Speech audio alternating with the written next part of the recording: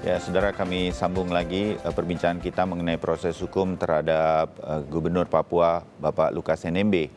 Dan hadir secara daring para narasumber di bagian kedua ini Muhammad Rifai Darus, jubir dari Gubernur Papua, kemudian Nurul Gufron, Wakil Ketua KPK, dan Boyamin Saiman, Koordinator MAKI.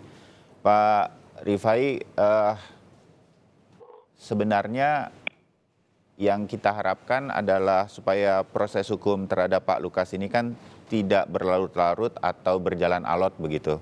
Tadi yang sudah disampaikan oleh KPK, terutama oleh Mas Nurul Gufron, apa tanggapan Pak Rifai berkaitan dengan kalau sakit pasti juga akan sangat dihormati oleh KPK, sehingga jangan khawatir kalau Pak Lukas memang betul-betul tidak bisa diperiksa, ya tentu justru akan mendapatkan perawatan sampai kemudian nanti bisa diperiksa sepenuhnya begitu. Pak Rifai.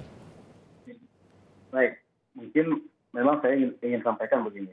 Pemeriksaan tanggal 12 September lalu yang direncanakan 12 September waktu itu. Berjalan waktu itu kan sangat mendadak, Mas Gufron ya. Jadi sehingga publik juga kemudian mengetahui tentang akan diperiksanya Pak Gubernur. Nah, sehingga tidak keliru juga kemudian massa berkumpul dan memberikan dukungan untuk jangan diperiksa seperti itu. Karena pemahamannya adalah begitu diperiksa akan dibawa ke Jakarta. Nah, yang kedua memang saat hari itu tanggal 12 Bapak Gubernur itu dalam kondisi memang sedang sakit. Dan hari itu juga beliau harus terbang ke Singapura. Sudah disiapkan untuk terbang berobat ke Singapura. Untuk bisa mendapatkan perawatan begitu atau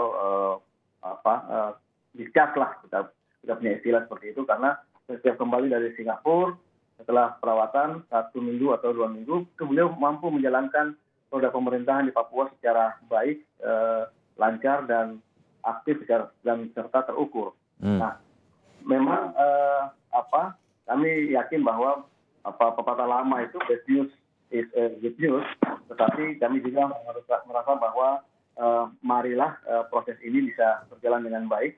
Bapak Gubernur juga sudah menyampaikan komitmennya bahwa saya sudah sangat siap untuk memberikan keterangan kepada penyidik KPK terkait dengan apa yang dituduhkan kepada saya. Tetapi kondisi kesehatan dan masyarakat tadi ini juga membutuhkan waktu, Mas Gufron. Kita punya catatan yang sangat banyak sekali tentang sosial di tengah-tengah masyarakat di Papua. Nah, memang trial by the press ini kami rasakan begitu selesai konferensi pers dari Pak Mahfud ini kemudian sangat luar biasa. Ini kan mempengaruhi posisi yang ada di Papua. Kami ingin memang semua ini berjalan dengan baik, lancar, kemudian semua bisa jalan juga dengan terukur. Tetapi membunuh karakter Gubernur Papua dengan cara yang dilakukan saat ini di media berdasarkan informasi yang disampaikan oleh MAKI dan juga ada kegaduhan yang disampaikan oleh Pak Menko Polhukam, ini kan agak repot gitu. Maksudnya begini, MAKI menyampaikan bahwa mendapatkan data, foto, video sebagainya dari orang dalam. Ini juga memperkeruh suasana, ya, tidak jelas. Karena kami tahu melihat di media begitu foto-foto didapat ini kan sebuah gerakan yang kita tahu lah pasti dilakukan oleh siapa gitu kan. Jadi foto-foto yang beredar ini tidak benar menurut Bang Rifai begitu ya, atau seperti apa maksudnya? Ini sekalian kita konfirmasi supaya persnya juga tidak dianggap berat sebelah. Iya. Foto-foto disampaikan misalnya ini adalah saya mendapatkan dari orang dalam, lingkar dalam. Ini sesuatu yang menurut saya sebuah hati-hati, karena ini bisa menjurus kepada fitnah, kata-kata orang dalam itu. Karena di dalam keterangan dalam pasti akan menjadi pro kontra juga di lingkungan Bapak Gubernur. Ya. Ini sangat rawan sekali, tidak menjaga kebersamaan kita dalam tugas dan masing-masing begitu.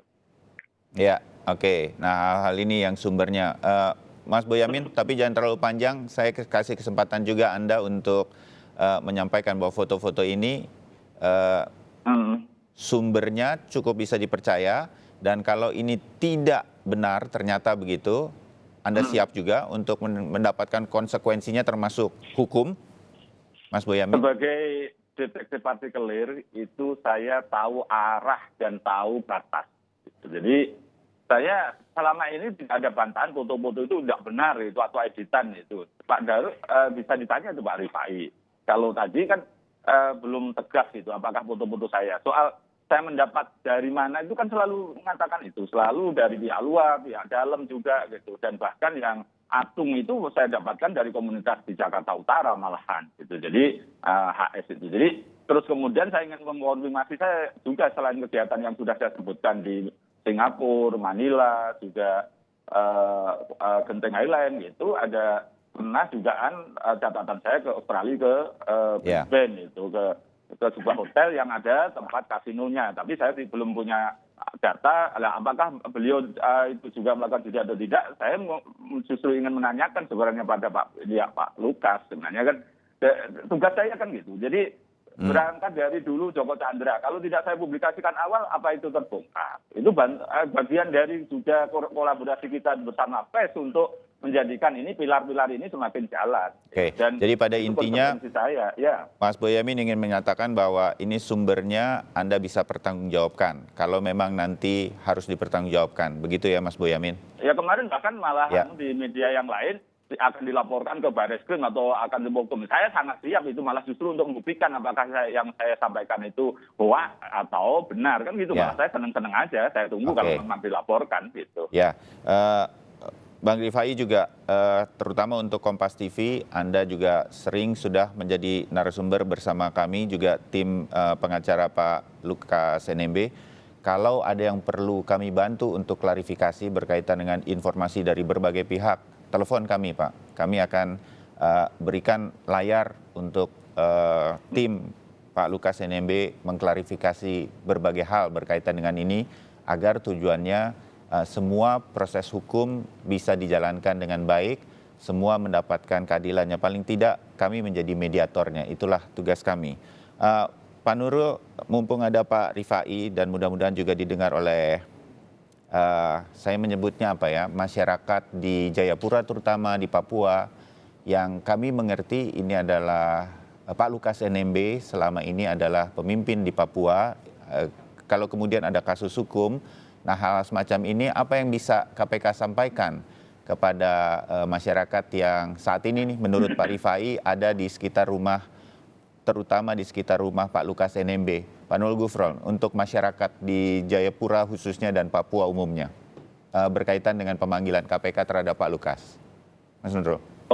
Oke, terima kasih pada segenap masyarakat, baik secara umum rakyat Indonesia maupun di Papua khususnya, bahwa Pak Lukas menjadi gubernur itu juga proses hukum.